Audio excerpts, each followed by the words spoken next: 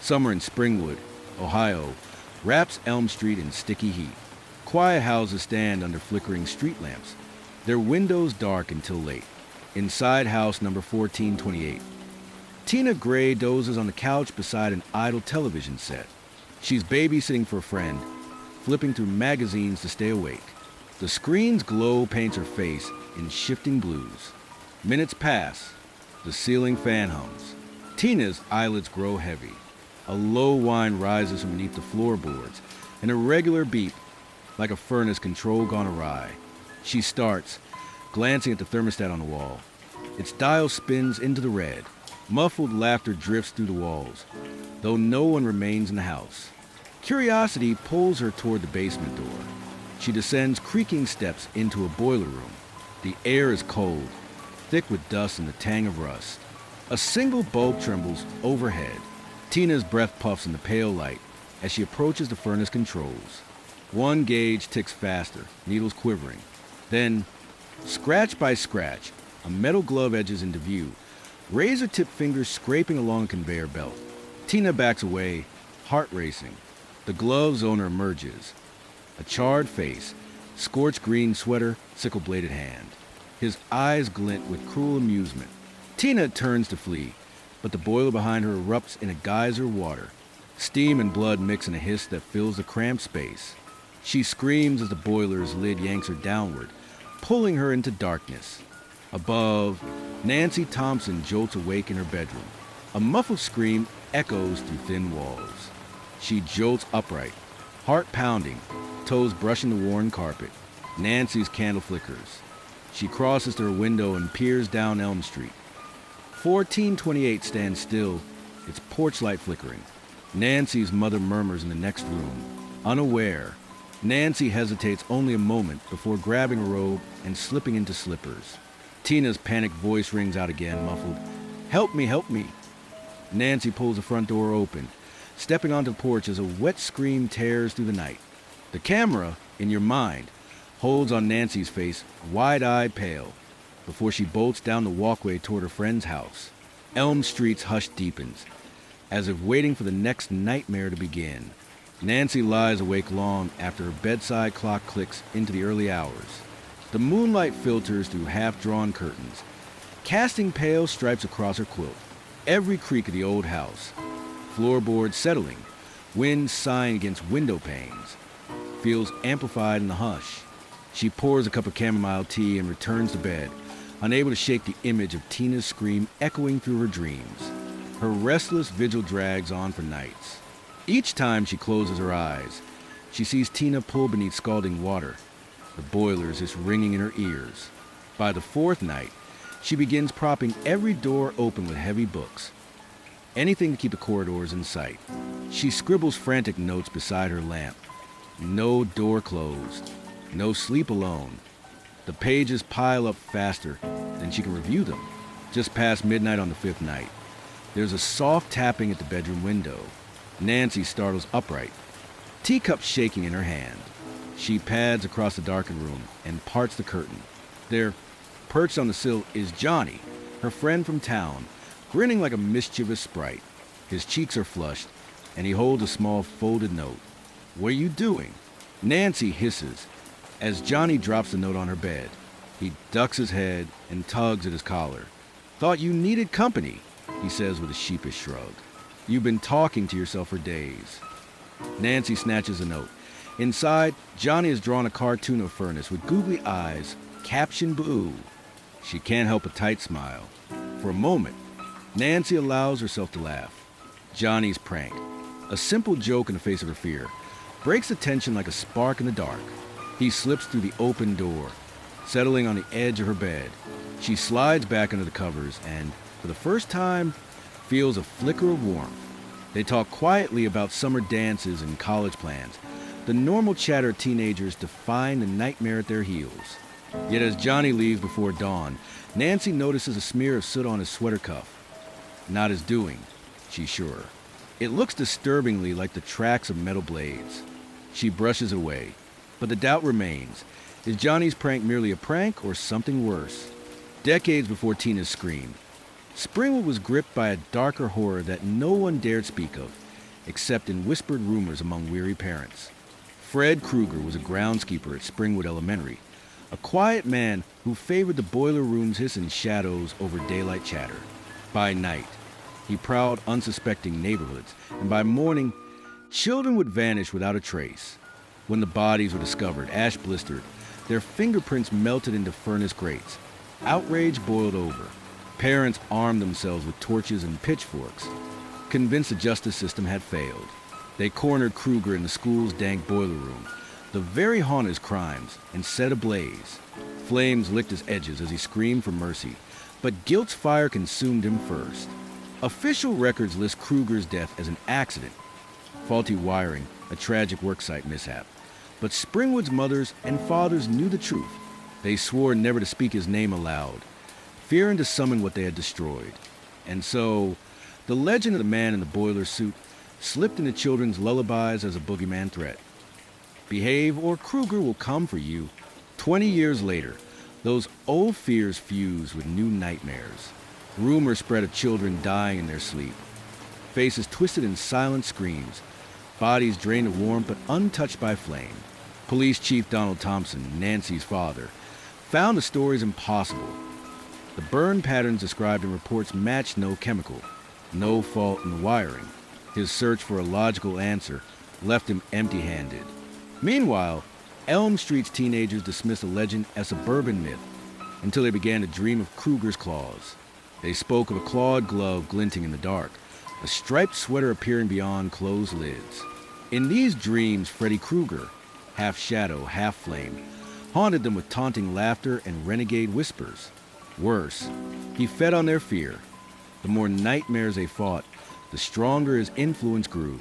Nancy Thompson first heard the legend in hushed conversations outside her house. Don't say his name, the grown-ups warned. He'll hear you. But curiosity crept into her waking hours, and she found old newspaper clippings in her father's desk.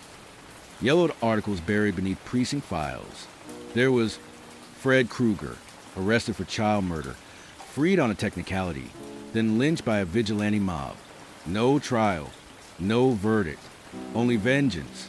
That knowledge sharpened her resolve and her dread.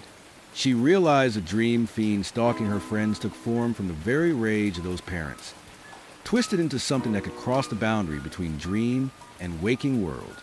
Freddy's power lay in the collective guilt of a town that had silenced justice, burying it beneath scorched wood and bloodied coal. As Nancy pieced together the legend, she sensed that Krueger's return wasn't mere revenge. It was a reckoning. His burnt face and jagged smile spoke of pain denied. His glove, fashioned from boiler room scraps, carried the promise of retribution for every child left unavenged. In dreams, he could shape reality, turning ceilings into warped steel, summoning corridors lined with furnaces, making the world bleed its own shadows. Nancy closed the clippings and looked at her sleeping reflection in the glass. She knew she couldn't avoid Krueger by barricading doors, or dreaming less. His realm was the unconscious, and every closeout was an invitation. To survive, she would have to face the origin of fear itself, step into Freddy's boiler-lit domain, and unmask the vengeance that first gave him life. Night falls over Springwood, and with it comes Freddy's next cruel invitation. Glenn Lance, Nancy's boyfriend, insists on staying the night after hearing her terrified whispers about a boogeyman. He crashes on her living room couch. Lights dim to a single lamp's glow. In the silence, he drifts into uneasy sleep, memories of Tina and old boiler room screams pulsing at the edge of his mind. Glenn's dream begins innocently enough. He feels a warmth as though sheets are a soft cocoon. Then the bed's edges seem to ripple. The mattress sighs, morphing beneath his weight into living flesh. Panic jolts him upright as the couch's cushions melt into a fleshy maw. A glove silhouette appears in the seam, razor fingers scraping loose threads. The flesh shifts and yanks him downward. Glenn struggles, hands claw at the tearing fabric. But the bed's hungry surface swallows him inch by inch until there's nothing left but a single shoe rolling onto the floor. Morning light finds Nancy discovering only a single slipper on the floorboards. The couch sits empty, its cushions mounted high in grotesque folds. No sign of Glenn beyond that one shoe. Nancy's scream shatters the dawn as she realizes the nightmare followed Glenn into the waking world. Desperate for answers, Nancy calls Rod Lane, the one friend who dared share rumors of Kruger's return. He arrives bruised from his own encounter, claw marks ghosting his arm, eyes red-rimmed with fear. Nancy urges him to stay until daylight, but Rod, terrified of falling asleep, begs to leave for the safety of the police station. Nancy protests, but he flees into the morning chill. At Springwood Police Department, Rod paces the station house, clutching his wounded arm. He begs Chief Thompson to believe him, but official reports show no hospital admissions for boiler room injuries. Rod's panic swells as each tick of the clock heralds another dream. Against protocol, Chief Thompson orders Rod into a single holding cell. Just until dawn, Rod sits on the cold bench, finger tracing the cell bar's chill metal. He exhales shakily, eyelids growing heavy. A guard's distant footsteps echo. Everything feels unnaturally quiet. His breath hitches as a rhythmic scrape begins at the door. Rod turns. A clawed glove emerges through the bars, each blade scraping the rusted metal. He backs into the corner, heart hammering, but trampolines of sleep at his heels pull him down. In his panicked haze, Rod slumps as the glove's fingers curl around his throat. A muffled snap, a final choke, then silence. His body collapses to the cell floor, lifeless before dawn breaks. Nancy arrives at the station to confront her father, only to be greeted by activity in the same cell block. She recognizes Rod's face in a field report, his name crossed out with no cause of death listed. Chief Thompson's face is pale. He avoids her eyes. It was suicide, he insists, voice hollow. Nancy presses against the cell's steel door, breath fogging the glass. He was terrified of Kruger, she whispers, voice raw. He couldn't stay awake. Alone in the station's echoing corridors, Nancy realizes the stakes. Freddy's wrath has moved beyond dreams. No lock, no closed door can keep him out. To save whoever remains, herself included, she must pierce the boundary between sleep and wake and lure Freddy into a trap of her own design. Nancy spent the next day buried in research. She slipped back into Springwood's public library, poring over yellowed newspaper clippings and dusty court transcripts she'd whispered over the night before. Fred Kruger's trial records revealed the makeshift jury of outraged parents and the boiler room conflagration that claimed his life, but never his legend. She noted every detail. The furnace controls he'd tampered with, the gloves' custom blades, the exact layout of the school's boiler room. That evening, she raided her father's garage for supplies. She gathered lengths of heavy-duty extension cord, a worn car battery, several light fixtures salvaged from old lamps, and a coil of sturdy steel wire. In her bedroom, she cleared the floor around her bed and taped down blueprints she sketched on the door. The light fixtures were to be wired in series, connected to battery, and triggered by the door's opening. A length of wire would feed through the bolt latch, ensuring Freddy's entry completed the circuit. Next, she hunted for materials she hoped would hamper a dream invader. She found jars of salt and baking soda in the kitchen. Ancient rites speak of salt lines warding spirits, and sprinkled them thickly around the bed frame. She pressed copper pennies into the floorboards at each corner, recalling lore that metal can disrupt supernatural energies. Finally, she taped strips of aluminum foil to the headboard, imagining that flashes of reflected light might dazzle Freddy's vision long enough to give her the upper hand. Night came, and Nancy tested her contraptions in waking hours. She wired the car battery to a lamp, flipped the switch, and watched the bulb flare to life. She unhooked the latch wiring and resecured it to the door, listening for the soft click that would complete the circuit. She adjusted the foil's angles until a single beam of light would arc across the room from the headboard to the opposite wall. With the framework in place, Nancy crafted an invitation. She scrawled, "Help me," on a crumpled piece of paper and taped it to her nightstand, knowing Freddy would recognize the plea. Then she arranged pillows to mimic a sleeping form in the center of the bed and slipped quietly out into the hall before darkness settled fully. Returning just before midnight, Nancy dimmed her bedside lamp and settled under the covers, heartbeat thrumming in her ears. She closed her eyes, calling Freddy's name. The hush pressed close, and she fought against the weight of sleep, until at last, Her lids drifted downward. A whisper rose behind her as the door creaked open. The wiring clicked. A pale bulb spat a burst of light. Foil panels glittered like shattered glass, and salt crunched under invisible feet. Nancy sat up as a charred grin materialized in the sudden glow. Freddy's claws scraped against metal piping, sparks flying as he advanced. Nancy met him head-on, breathing steady despite her pounding pulse. The trap held him back, light and electricity and superstition all converging in one last stand between a terrified teenager and a nightmare made flesh. Nancy's breath caught in her throat as the door clicked open, wiring humming with latent energy. A sudden flash of light from a lamp overhead scattered shadows like fleeing specters. Freddy Krueger stepped through the threshold, charred skin glistening, his clawed glove raised in mock greeting. The electric zap crackled across the room, throwing Freddy back against the headboard. Sparks danced along his singed sleeve as the car battery strained beneath the load. He hissed, claws scraping foil panels that flared with reflected glare. Nancy rose from the pillows, eyes steely despite her pounding heart. "You shouldn't have come here, Fred," she called, voice echoing in the charred space between dream and reality. Freddy grinned, metal fingers inching forward. Nancy tucked her chin and lunged, shoving the typewriter lamp into his chest. The bulb shattered, releasing a burst of sparks that arced across the bedsheets. Freddy staggered, shrieking, a sound part metal screech, part human rage. Nancy seized her moment. She yanked at the clawed glove, feeling the cold steel resist. She gritted her teeth and pulled again, ripping the torn fabric of his striped sweater.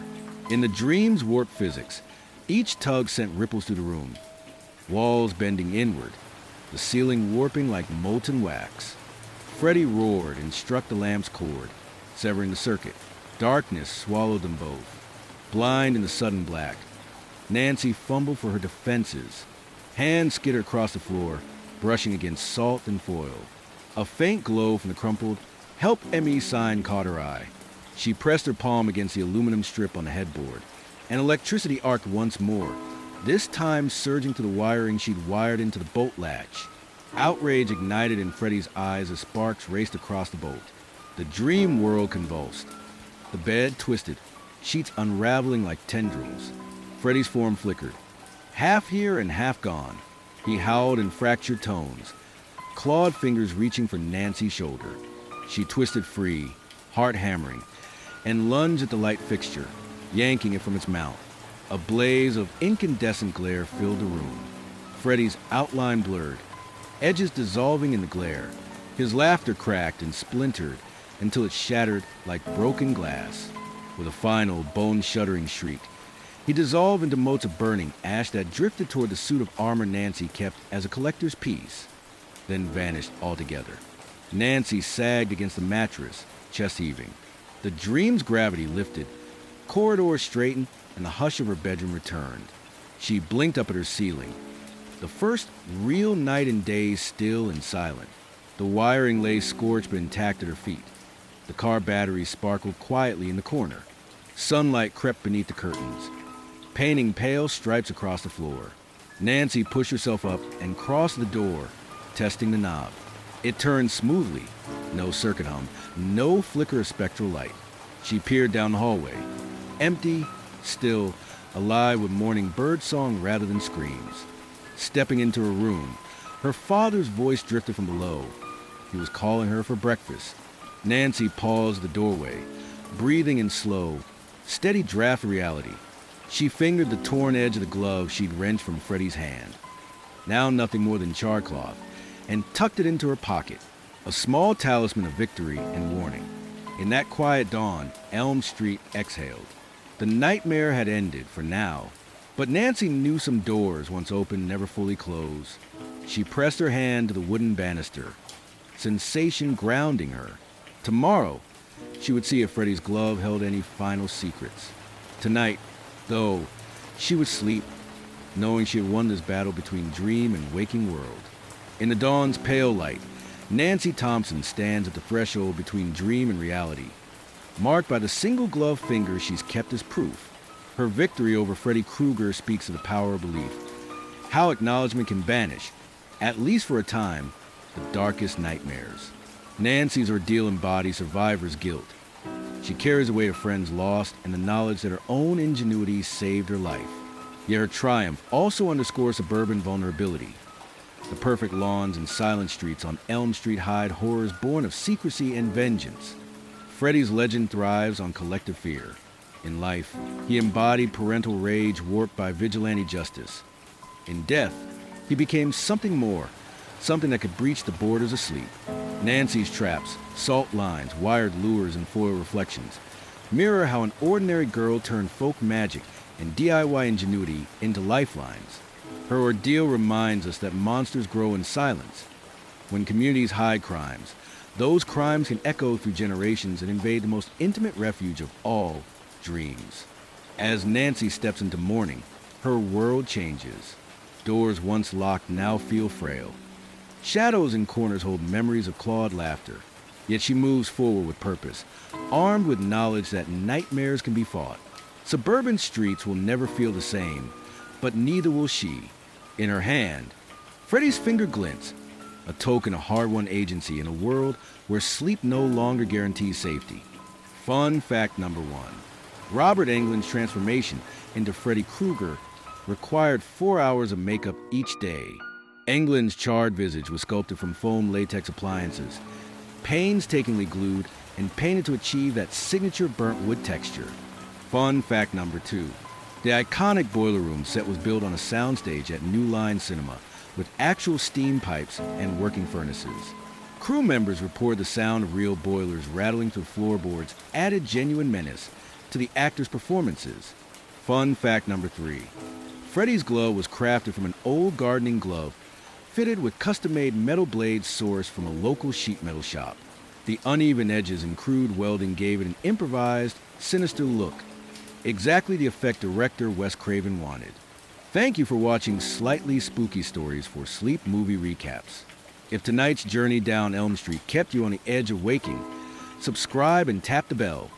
You won't want to miss our next quiet descent into cinematic nightmares. Until then, sleep well if you can.